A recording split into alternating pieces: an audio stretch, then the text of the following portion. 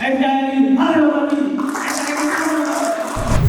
Hai sahabat pengayoman, berjumpa kembali di Kumham Sumsel Update, di mana kami akan menampilkan kabar terkini mengenai kinerja Kanwil Kementerian Hukum dan HAM Sumatera Selatan. Check it out!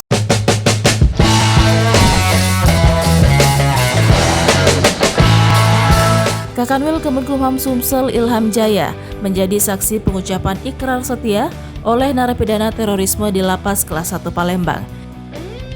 Narapidana terorisme bernama lengkap Muhammad Al-Farisi itu menyatakan ikrar setia kepada NKRI pada Kamis 2 Februari di Aula Lapas setempat.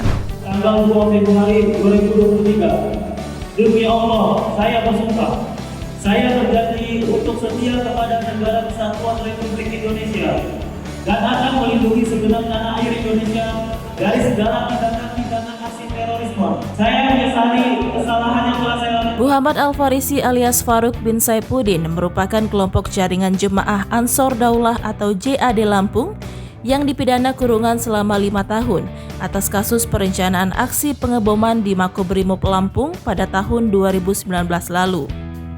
Kakanwil Ilham Jaya menyampaikan bahwa ikrar setia yang diucapkan Napiter merupakan salah satu bentuk keberhasilan pembinaan yang dilakukan.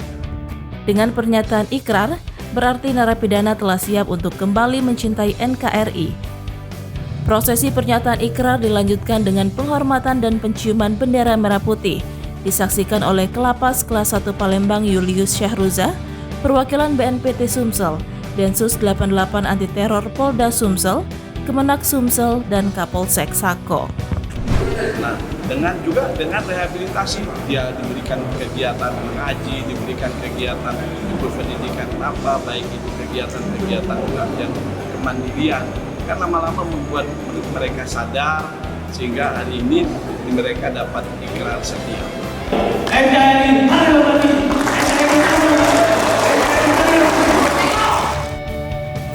Nah sahabat pengayoman, demikianlah informasi yang dapat kami sampaikan.